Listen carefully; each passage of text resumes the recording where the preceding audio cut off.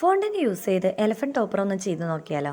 അപ്പോൾ അതിന് വേണ്ടിയിട്ട് വൈറ്റ് കളർ ഫോണ്ടൻ്റാണ് ഞാൻ എടുത്തിട്ടുണ്ടായിരുന്നത്. അതിലേക്ക് ഷെഫ് മാസ്റ്ററിൻ്റെ 1 ഡ്രോപ്പ് ബ്ലാക്ക് കളറാണ് ആഡ് ചെയ്ത് കൊടുത്തിട്ടോ. അപ്പോൾ അത് നമുക്ക് ഇതേപോലെ ഒരു ലൈറ്റ് ഷെയ്ഡ് പോലെ കിട്ടും.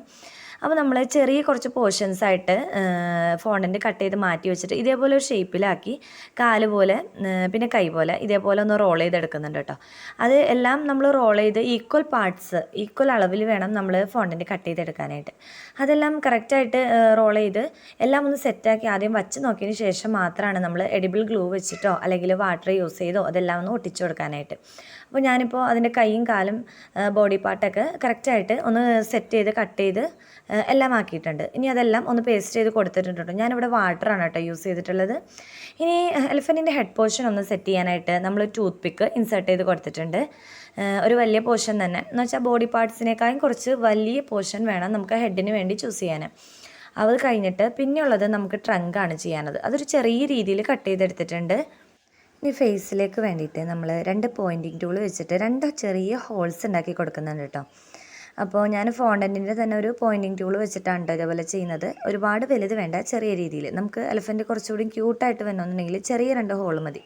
അപ്പോൾ അതിൻ്റെ ഉള്ളിലേക്ക് നമ്മൾ ബ്ലാക്ക് കളർ ഫോണ്ടൻറ്റ് ഇതേ രീതിയിൽ തന്നെ ഇതേ വലിപ്പത്തിൽ ചെറുതായിട്ട് റോൾ ചെയ്ത് പ്രസ് ചെയ്ത് വെച്ച് കൊടുക്കുന്നുണ്ട് കേട്ടോ. ഇനി നമുക്ക് ചെയ്യാനായിട്ടുള്ളത് എലിഫൻറ്റിൻ്റെ 2 വലിയ ചെവികളാണ്. അതിന് വേണ്ടിയിട്ട് ഈക്വൽ പാർട്ടായിട്ട് കട്ട് ചെയ്തെടുത്തിട്ട് 2 റോൾ ചെയ്ത ഫോണ്ടൻറ്റിൻ്റെ പീസുകൾ സൈഡിലായിട്ട് അതേ ഷേപ്പിൽ തന്നെ കട്ട് ചെയ്തെടുത്ത് വെച്ച് കൊടുത്തിട്ടുണ്ട്. രണ്ടും ഈക്വൽ അളവിൽ തന്നെയാണോ എന്നുള്ളത് ചെക്ക് ചെയ്തിട്ട് വേണം നമ്മൾ പേസ്റ്റ് ചെയ്ത് കൊടുക്കാനായിട്ട് കേട്ടോ. അപ്പോൾ ഞാനിവിടെ എലിഫൻറ്റിൻ്റെ ചെവി ഒട്ടിച്ച് കൊടുക്കുന്നത് എഡിബിൾ ഗ്ലൂ വെച്ചിട്ടാണ് കേട്ടോ.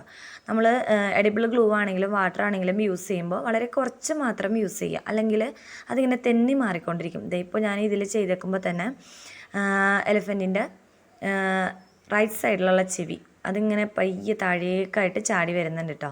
എന്നാലും അത് കുഴപ്പമില്ല, നമുക്കൊന്നും കൂടി ഞാൻ ലാസ്റ്റ് പേസ്റ്റ് ചെയ്ത് കൊടുത്ത് ഡ്രൈ ആയപ്പോൾ എനിക്ക് കറക്റ്റ് ഓക്കെ ആയിട്ട് തന്നെ കിട്ടിയിട്ടുണ്ട്. പിന്നെ എലിഫൻറ്റിൻ്റെ ബ്ലാക്ക് കളർ കണ്ണിൻ്റെ ഉള്ളിലായിട്ട് 2 ചെറിയ വൈറ്റ് ഫോണ്ടൻറ്റ് ഉരുട്ടിയിട്ട് നല്ല കണ്ണ് പോലെ ആക്കി വെച്ച് കൊടുത്തിട്ടുണ്ട് കേട്ടോ. എലിഫൻറ്റിന് ഒരു ക്യൂട്ട് ലുക്ക് തോന്നാൻ വേണ്ടിയിട്ട് എലിഫൻറ്റിൻ്റെ ഹെയർ പോലെ തന്നെ നമ്മൾ എലിഫൻറ്റ് ഹെഡ് പോർഷൻ്റെ ടോപ്പിലായിട്ട് ഇതേപോലെ ഒന്ന് സെറ്റ് ചെയ്ത് കൊടുത്തിട്ടുണ്ട്. ഇനി ഫൈനലായിട്ട് നമ്മൾ എലിഫൻറ്റിനെ ഒന്ന് കണ്ണെഴുതിച്ച് കൊടുക്കാൻ പോവാണ്. ഇതിന് വേണ്ടിയിട്ട് ഞാൻ ഷെഫ് മാസ്റ്ററിൻ്റെ ബ്ലാക്ക് കളർ തന്നെയാണ് യൂസ് ചെയ്തിട്ടുള്ളത്. ചെറിയൊരു രീതിയിൽ, ഒരുപാട് കട്ടിക്കല്ലാതെ ചെറിയ രീതിയിൽ കണ്ണും കൂടി എഴുതി വെച്ച് കൊടുത്തിട്ടുണ്ട്. അപ്പോൾ ഫൈനൽ ലുക്ക് എന്ന് പറയുന്നത് ഇതാണ്. എലിഫൻറ്റിൻ്റെ ചെവി ഇത്തിരി താഴേക്ക് പോന്നിട്ടുണ്ടെങ്കിലും ഫൈനലായിട്ട് നമുക്ക് ഒന്നുകൂടെ എടുത്തൊട്ടിച്ച് കഴിഞ്ഞപ്പോൾ കറക്റ്റ് എലിഫൻറ്റ് നല്ല അടിപൊളിയായിട്ട് തന്നെ കിട്ടിയിട്ടുണ്ട് കേട്ടോ. ഇനി കാലിലേക്ക് കുറച്ച് ലൈൻസും കൂടിയും ഒന്ന് മാർക്ക് ചെയ്ത് കൊടുത്താൽ നല്ല അടിപൊളി ക്യൂട്ട് എലിഫൻറ്റ് ഇവിടെ റെഡി ആയിട്ടുണ്ട്.